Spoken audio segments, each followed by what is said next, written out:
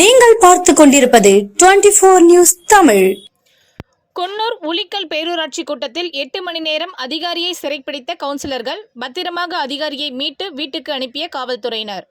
நீலகிரி மாவட்டம் குன்னூர் உளிக்கல் பேரூராட்சியில் நேற்று காலை 11 மணிக்கு பேரூராட்சி மாதாந்திர கூட்டம் நடைபெற்றது. இதில் தலைவர், துணைத் தலைவர், செயல் அலுவலர் மற்றும் அதிமுக, திமுக, விடுதலை சிறுத்தை கவுன்சிலர்கள் கலந்து கொண்டனர். கூட்டத்தில் மாதாந்திர கணக்கு கேட்டபோது தலைவருக்கு உடல்நலக் குறைவு ஏற்பட்டு விட்டதாக கூறி கூட்டத்தில் இருந்து பாதியிலேயே மருத்துவமனைக்கு சென்றுவிட்டார். தொடர்ந்து கவுன்சிலர்கள் கணக்கு கேட்டதால் செயல் அலுவலர் முறையாக கணக்கு காண்பிக்க முடியவில்லை. இதனால் ஆத்திரமடைந்த கவுன்சிலர்கள் காலை 11 மணி முதல் மாலை 6 மணி வரை உளிக்கல் பேரூராட்சி அலுவலகத்தில் செயல் அலுவலரை சிறைப்பிடித்து வைத்ததால் பரபரப்பு ஏற்பட்டது.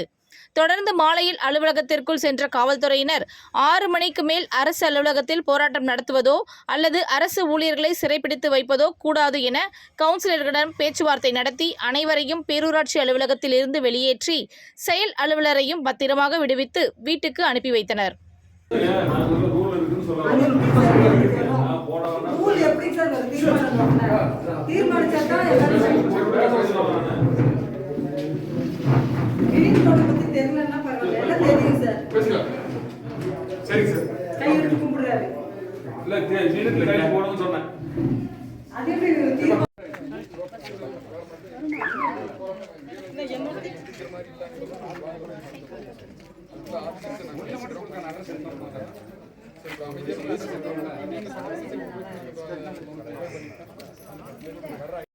வந்தாப்ல